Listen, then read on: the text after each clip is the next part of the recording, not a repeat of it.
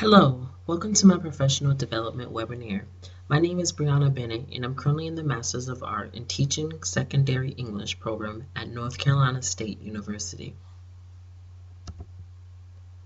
For my webinar, I chose the book The Inspired Teacher: How to Know One, Grow One, or Be One by Carol Frederick Steele.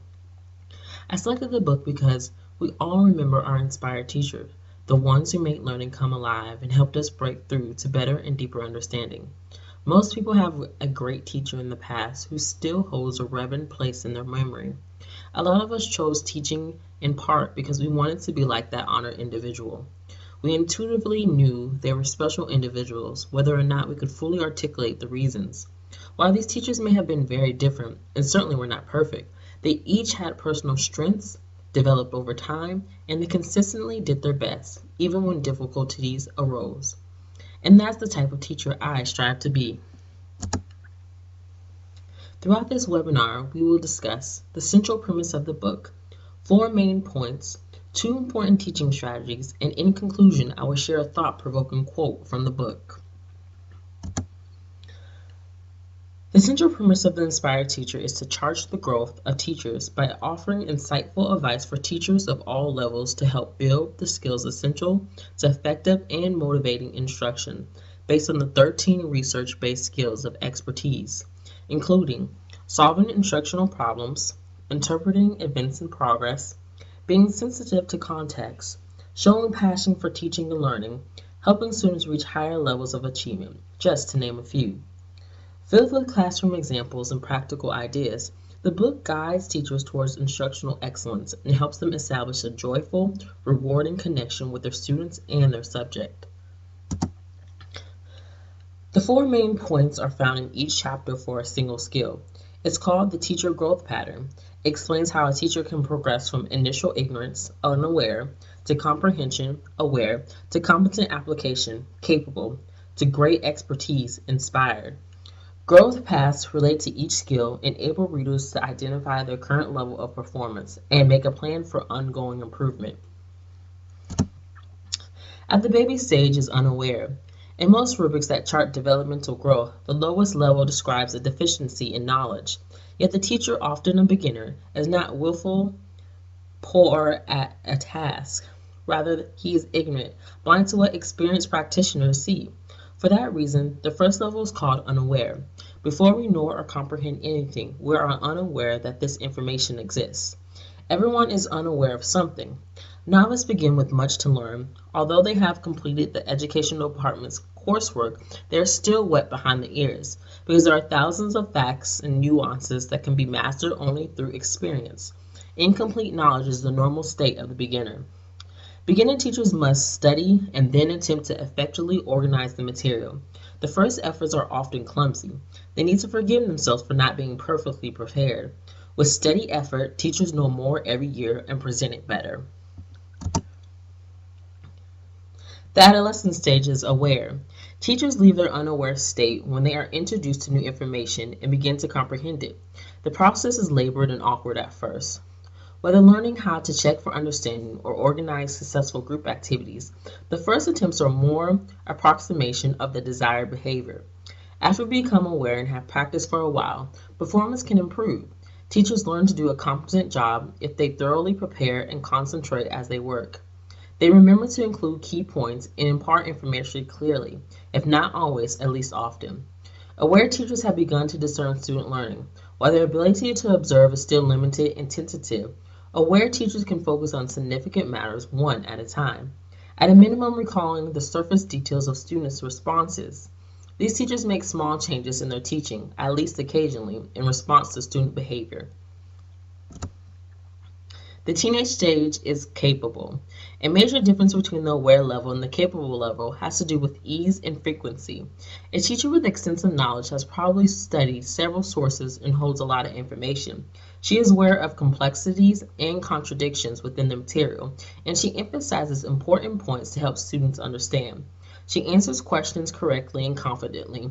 There's no hesitancy in the presentation because the information has become quite familiar. Capable teachers learn to anticipate student reaction and then fine-tune every problem they expect will arise.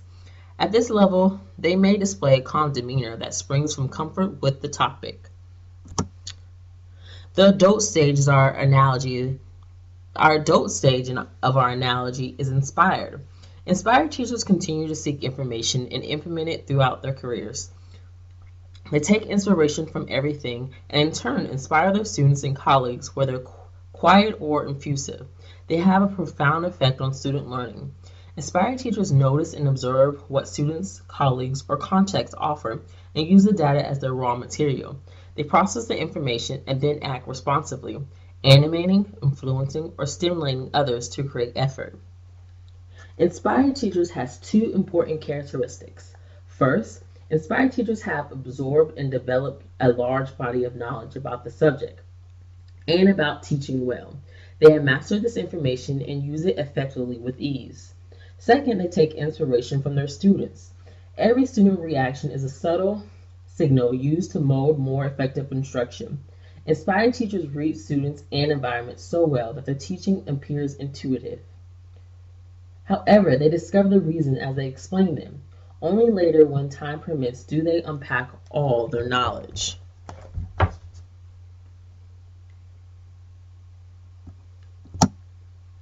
Teaching strategies. Great teachers think deeply about what is going on in the classroom.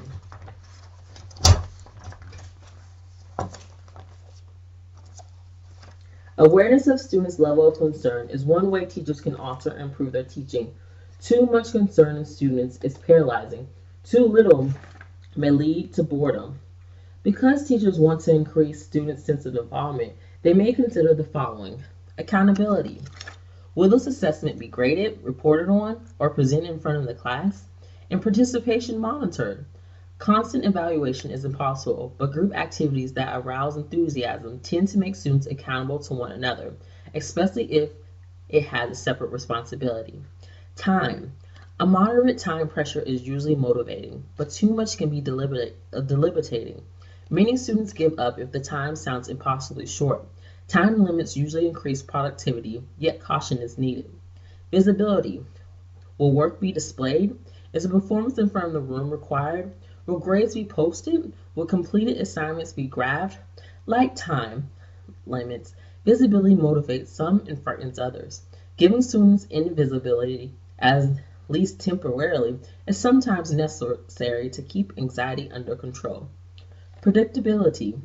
If a teacher always calls on people in the same order, some students tune out until their turn. When a teacher calls on only disruptors or raised hands, well-behaved or shy students may become less involved. Calling on everyone randomly holds attention better. Students wonder if they will be next. A caution. Beginning teachers might apply the idea of raising level of concern, making daily threats.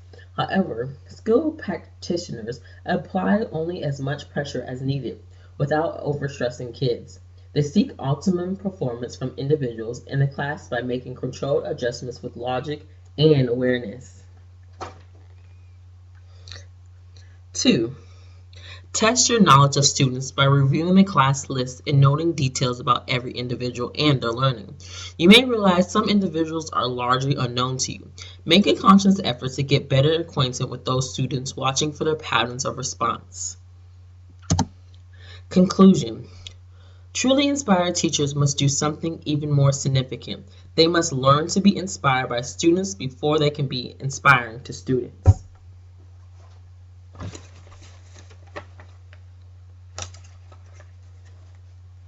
Being inspired by students requires using individual and class responses as a unique source of information based on people's skills, talents, and history. Inspired teachers observe their students closely and make effective instructional decisions based on responses, patterns they see.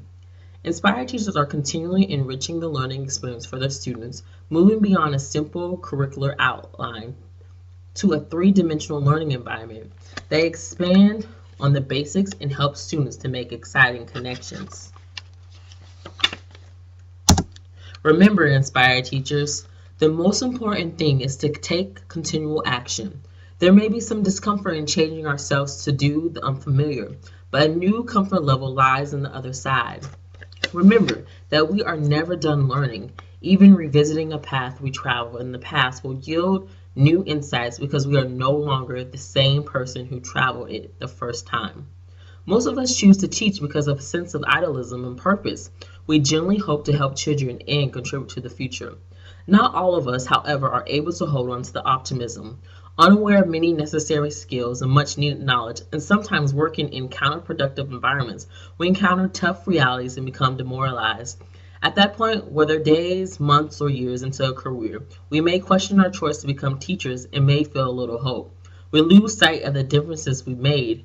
We have only three choices at the crossroad: quit, become disconnected, or work our way up a steep but rewarding growth curve that will eventually allow us to become the teachers we hope to be from the beginning. This last choice is the one I wish for all teachers, and the one this book is designed to support. May you experience the joy of inspired teaching. Thank you.